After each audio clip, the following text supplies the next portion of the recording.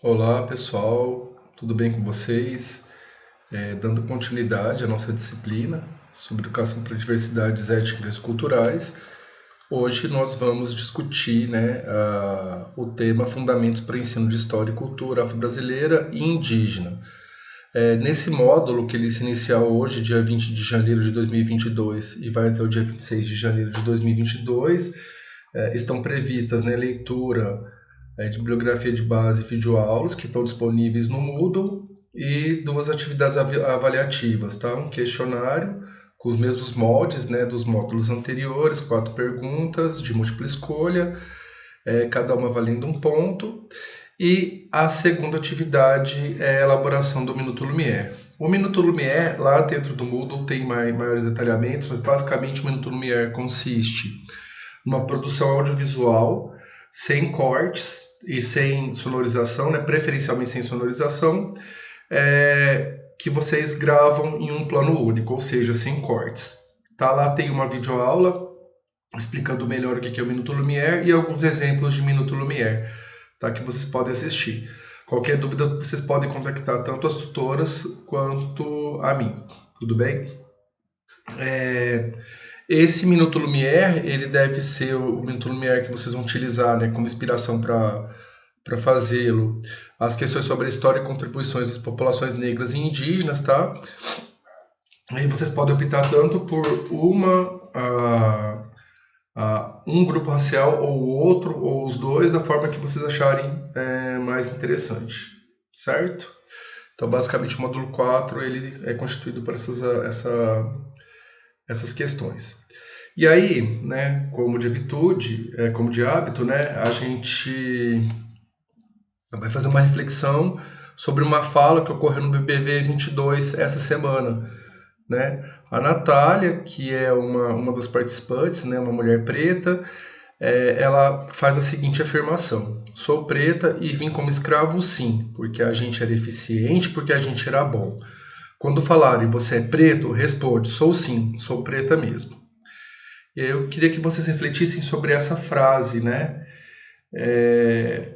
Quando a gente traz essa conotação positiva para a escravidão, é isso mesmo, né? Os escravos foram trazidos para o Brasil porque eles eram eficientes, porque eles eram bons, ou na verdade porque eles eram considerados seres humanos inferiores e deveriam ser tratados como animais. Entende? O empoderamento ele é importante, mas a gente tem que tomar cuidado com qual aspecto, né, está sendo empoderado aí.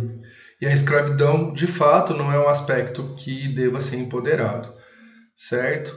Então, essa é uma questão importante para a discussão da influência, né, africana na nossa cultura e até para o entendimento de como os negros, né, que chegaram aqui no Brasil o fizeram, né? Eles vieram de livre e espontânea vontade ou eles foram retirados da sua origem. E nesse aspecto, quando a gente pensa aí nas influências, né, dos negros e dos indígenas no Brasil, a gente tem que perceber de que maneira essas populações elas foram incorporadas ao que a gente chama de Brasil, né? Claro que a gente vai discutir mais sobre a questão dos negros, né? Mas os indígenas são a população original do Brasil, né? Eles chegaram aqui há mais ou menos, a estimativa é que tenha ocorrido essa chegada há mais ou menos 14 mil anos, por meio, né, das migrações vindas da África e posteriormente da Ásia.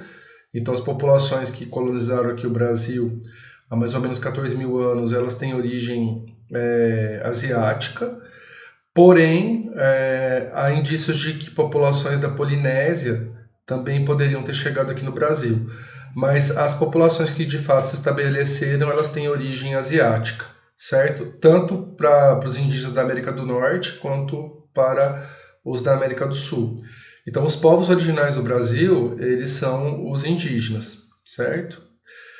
Em relação, né, à distribuição, né, dos povos indígenas, originalmente existiam, né, mais de 400 grupos indígenas diferentes e existe uma forma de organizar esses grupos a partir da língua, né? Então, existem alguns troncos linguísticos principais e as populações originais elas, né, ocupavam diferentes áreas e esses diferentes grupos indígenas eles são considerados segundo a língua que eles falavam. Então, uma categoria de agrupamento que é utilizada é a língua de origem. Obviamente que cada um desses grupos tem aspectos, né, particulares, mas gostaria de chamar a atenção para esses dois grupos, né, o Tupi-Guarani e o G, que são os grupos que mais interferiram na consolidação da cultura do Brasil, uma vez que a colonização do Brasil se deu, né, a partir do litoral, então tem uma influência enorme desses grupos aqui que ocupavam, né, as regiões litorâneas,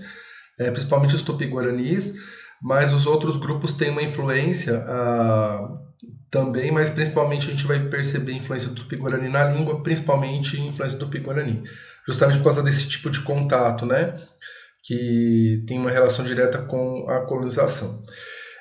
Então, a distribuição original, vejam que todo o território brasileiro ele era ocupado por indígenas, né, que são os grupos nativos daqui, mas atualmente esses grupos eles apresentam uma ocupação muito mais restrita. Se a gente analisar aqui no litoral, praticamente não tem mais grupos indígenas, né, áreas indígenas, territórios indígenas, sendo que essa era a população que, de fato, o Brasil pertencia, né?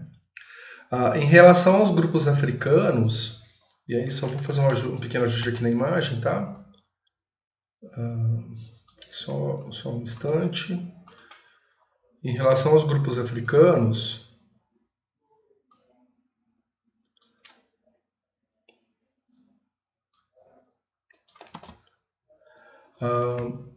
basicamente os grupos que foram escravizados, né? Então esses grupos vão chegar aqui no Brasil em virtude principalmente do processo de escravidão. Muitos desses africanos, né, eles vão vir dessas regiões aqui da África, principalmente. É claro que esses grupos vão interferir com aspectos da cultura, aspectos da língua, né? Mas basicamente o Brasil ele apresentou influência dos seguintes grupos étnicos, tá, da África, dos Bantus, principalmente dos Bantus, tá, dos Nagôs, dos Gegés, dos Haussás e dos Malês, certo? Há uma interferência muito grande dos Bantus, e aí, claro, também, da mesma forma que acontece com os grupos indígenas, as tribos africanas, né, os grupos étnicos africanos, eles são agrupados segundo as línguas, né? E aí, dentre as línguas prevalentes, está o Yorubá, que vai agregar tanto Bantus quanto os Nagôs. E aí vejam que basicamente o nordeste do Brasil e o sudeste do Brasil, a região, né, abaixo aqui de Espírito Santo e tudo mais, os grupos têm essa origem da África, onde está marcado aqui em vermelho, e os grupos que ficam aqui no meio são principalmente fruto da escravidão, desse tráfico, né? Tráfico de pessoas oriundas aqui dessa região em amarelo, certo? Aqui um pouco mais de detalhes, essa questão aqui da origem, né, dos povos africanos aqui do Brasil, né? Então vejam aqui que das regiões geográficas, principalmente há a contribuição, né, de africanos vindos da Guiné, de Lagos, de Angola, né, Benguela e Moçambique. Então tem esses grupos, essas regiões geográficas aqui são foram as principais regiões das quais houve o tráfico negreiro.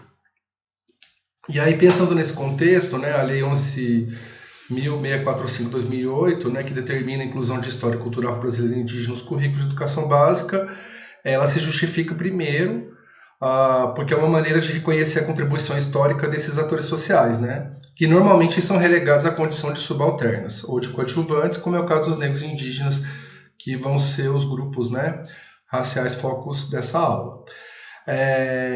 Esses grupos têm uma importância enorme para a formação histórica, social, econômica e cultural do Brasil. A gente vai ver mais detalhes na aula de hoje. E essa discussão nas salas de aula, né, essa inclusão dessa discussão nas salas de aula, incentiva o diálogo intercultural, né?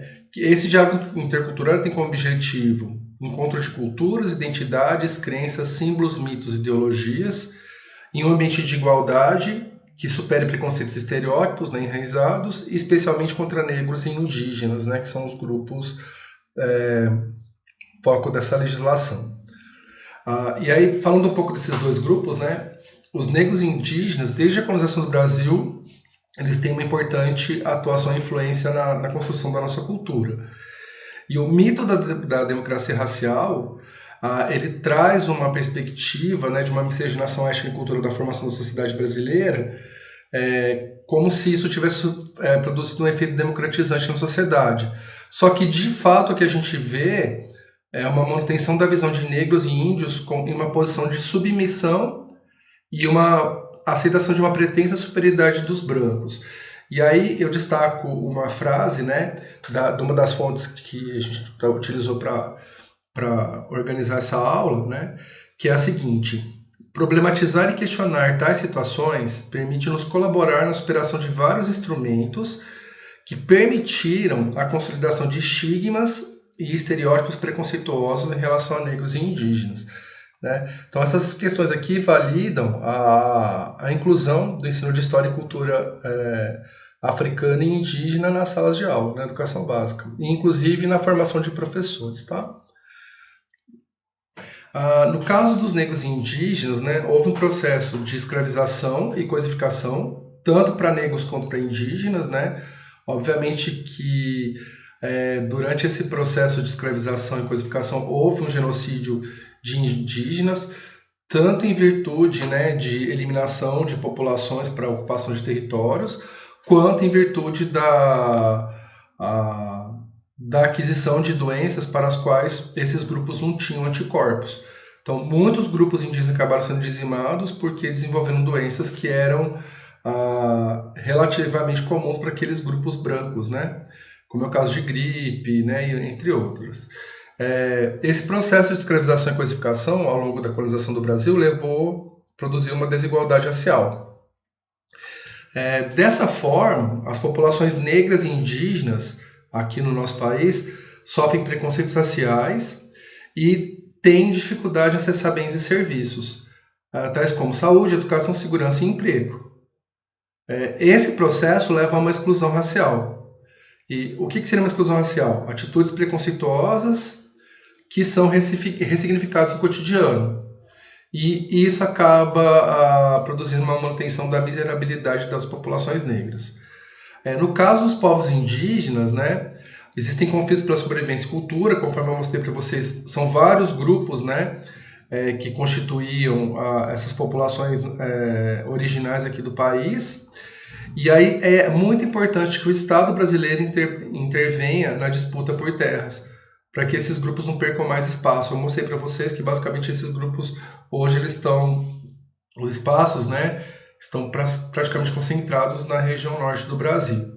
E aí, só para vocês terem uma ideia dessa relação, né, cerca de 0,4% da população do Brasil hoje é constituída por indígenas, né, sendo que do total de miseráveis, né, 2,9% são desse grupo.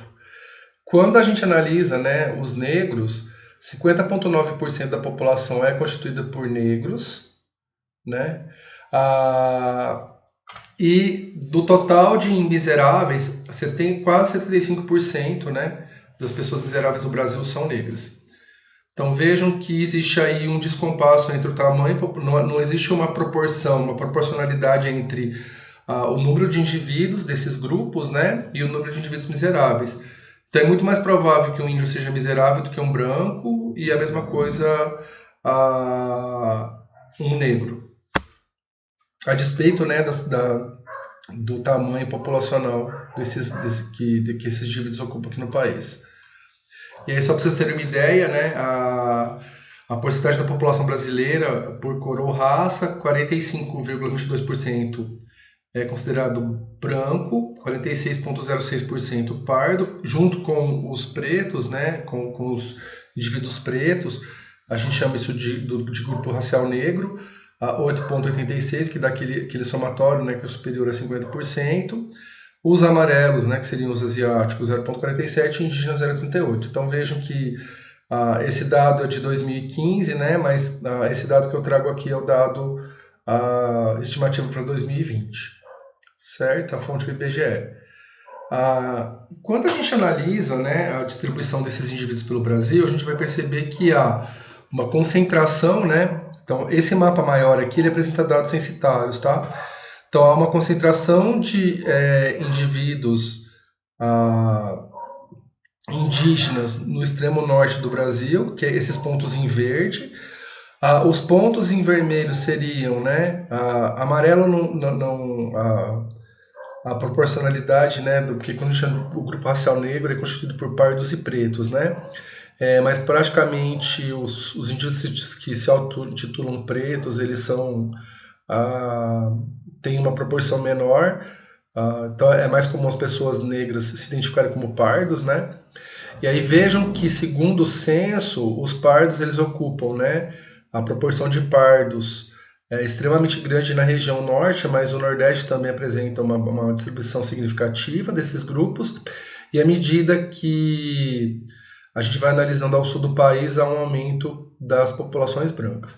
Segundo os dados censitários, né, a proporção de indivíduos indígenas seria bastante alta no extremo norte do Brasil.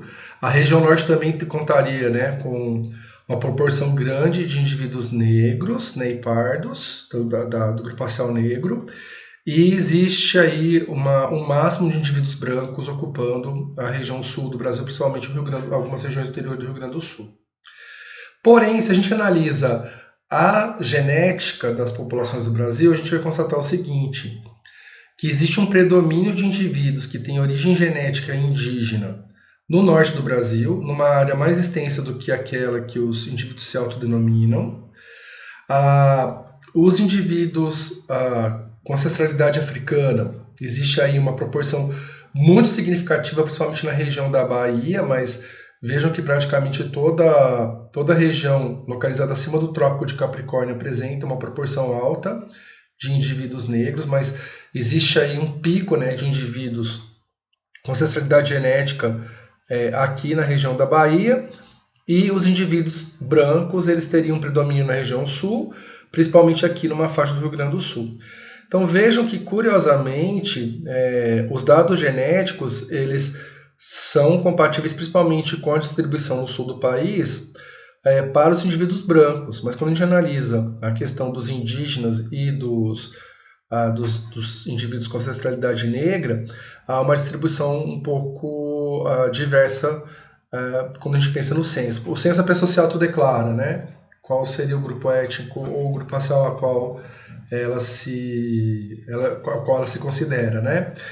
E aí, provavelmente, aqui no norte, existem muitos indivíduos que têm origem indígena e que acabam utilizando o termo pardo ao invés de utilizar o termo indígena, né? E aí, no caso, como existe aí também uma questão, talvez até um autopreconceito, né? Que talvez seja menos esse preconceito estrutural, o racismo estrutural que constitui a nossa sociedade, às vezes dificulta até para o indivíduo se autodeclarar negro, né? Ou mesmo pardo. Então talvez isso explique por que a gente tem aqui uma marcação de ancestralidade muito grande, né? Africana na região da Bahia, mas quando a gente analisa o que as pessoas se autodeclaram, a gente percebe que essa autodeclaração é mais frequente para a região norte do Brasil, muito provavelmente porque os indígenas aqui, eles, os grupos que têm origem indígena optam por se classificar como pardos ao invés de indígenas, né? Então, só uma questão para a gente perceber. De qualquer forma, o Brasil ele tende a ter um acúmulo de populações que se autodeclaram, né, pardas ou negras ou indígenas mais para o norte do Brasil, né, norte e nordeste, e à medida que a gente vai descendo para o sul, as populações tendem a ter um predomínio de populações mais brancas, né. Tem a ver com a questão de distribuição, oportunidade de emprego, distribuição de trabalho, condição de vida, né? Então existe essa distribuição, a questão histórica também, né? Quais foram os grupos a gente não pode esquecer que houve lá as imigrações os eventos de imigrações de europeus, e basicamente esses europeus eles acabaram se localizando principalmente aqui na região sudeste e sul do país. Então a gente vê essa interferência aqui, né, nessa constituição. A questão dos grupos, né, a questão escravização e a manutenção dessas populações. Então a gente tem aqui efeitos, né, dessa história aqui nesse mapa censitário e mesmo no mapa genético, né? E aí quando a gente pensa nas contribuições, né, de cada um desses povos, primeiramente, em relação às contribuições africanas, a origem da humanidade é a África, né? Então, todos nós, de alguma forma, compartilhamos informações genéticas com africanos, independente da etnia ou da raça que a gente se auto-intitula. Na África, existem mais de 2.000 diferentes idiomas que são falados, né? Além daqueles, né, etnocêntricos que foram em virtude das colonizações, né, dos eventos de colonização da África durante principalmente o finalzinho da Idade Média e na Idade Moderna.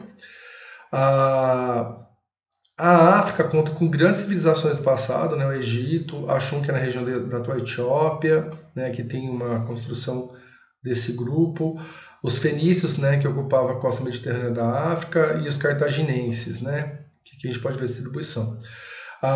Esses indivíduos africanos eles contribuíram muito durante a colonização do Brasil.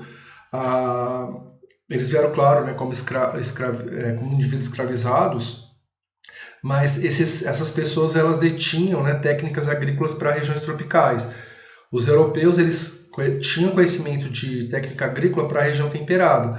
Então esses conhecimentos que essas pessoas trouxeram durante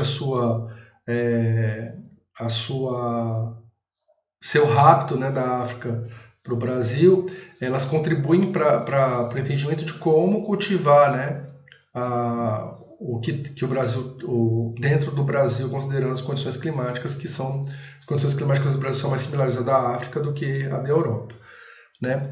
Além disso, o domínio da técnica de tecelagem, né, que tem alguns tecidos, né, a técnica com algodão principalmente, né, que são de domínio dessas populações, diferentes populações africanas. Também domina a técnica de mineração, principalmente o uso de bronze e ferro, né? É bastante comum encontrar em registros arqueológicos, né, e mesmo nos grupos atuais, um domínio amplo, né, da utilização de bronze e ferro, ou seja, da obtenção do material e do beneficiamento desse material para a produção de artigos para serem usados dentro, né, dos grupos, como é o caso desse vaso aqui, né? Tem também questão de máscaras e tudo mais. Então todas essas questões aqui são importantes pensando na contribuição desses grupos, né, para o Brasil. Além disso, né, nós temos muita influência dos povos africanos na nossa cultura. O atum de dendê, por exemplo, que é bastante utilizado principalmente na culinária nordestina, ele tem a sua origem, né, na África. Regiões afro-brasileiras, como é o caso do candomblé, também tem sua origem africana. Instrumentos, né, como o berimbau e o atabaque, eles fazem parte, né, da cultura africana e também acabaram sendo responsáveis, né, pela criação, né, de ritmos tipicamente brasileiros, como é o caso do pagode e do samba. A influência na culinária, né, acarajé, polenta, mugunzá, vatapá são todos de origem africana e uma influência enorme na maneira do povo brasileiro de falar, né? Além, claro, né, de várias palavras de origem africana que compõem o nosso vocabulário, né? Essa figura aqui tem algumas, né? Angu, batuque, cachimbo, maribondo, moleque, pipoca, que tem origem tanto no falar africano, mas não se sabe se é origem africana ou indígena, né? Porque tem indícios também de ser uma palavra de origem indígena. Senzala, quitute, rapadura, moqueca, maracatu, pamonha, banguela, baiano, despacho. Então, várias palavras têm origem, né? Mas a nossa forma de falar, né? O português brasileiro tem muita influência linguística das línguas africanas, né?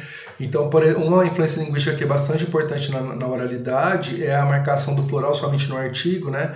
Então, é muito comum na nossa linguagem falada a gente marcar o plural, por exemplo, os meninos foram embora, então a gente marca o artigo e não marca o substantivo, então isso tem a ver com as línguas africanas, que a marcação de plural é feita pelo artigo e não pelo substantivo. O substantivo ele não tem essa contração, né, para o plural, porque a marcação ela acaba sendo redundante, né? Então é uma forma de economia da língua que a gente acaba herdando das línguas africanas. Omissão do R final, vou falar para ele, então é muito comum a gente não, na linguagem oral, a gente não, quando usa o infinitivo, não colocar esse R final na pronúncia, né? Vem também das línguas africanas. E no gerúndio, né? Quando a gente fala, por exemplo, falando, é muito mais comum a gente falar falando, né? Então essa omissão do D nos gerúndios também tem origem africana. No caso das contribuições indígenas, né, além, claro, de contribuições óbvias para alimentação, né, como é o caso do milho e da mandioca, que são elementos importantes para vários aspectos culinários do Brasil, né, elementos como o cuy, a reixa também tem origem indígena, o açaí, que é super glamorizado, tem sua origem indígena também.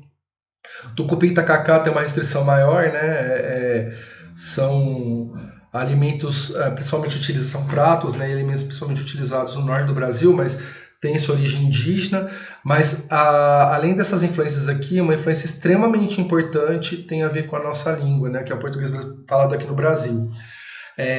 Primeiramente, né, cerca de 80% dos nomes vulgares, né, os nomes coloquiais de animais e plantas do Brasil tem sua origem no Tupi-Guarani. Piranha, capivara, tamanduá, tatu, e uma série de outros nomes de animais e plantas, né? Cacau, capim, tudo tem origem, porque esses grupos indígenas ocupavam o Brasil, claro que eles nomeavam, né, os animais e plantas com os quais eles conviviam, e aí os portugueses aprenderam esse nome, então boa parte, né, da fauna e flora do Brasil, a denominação que é utilizada em português, tem sua origem no Tupi-Guarani principalmente. Várias cidades do Brasil, elas têm seu nome em virtude da influência indígena, né? Guarujá, Guarulhos, Aracaju, Manaus.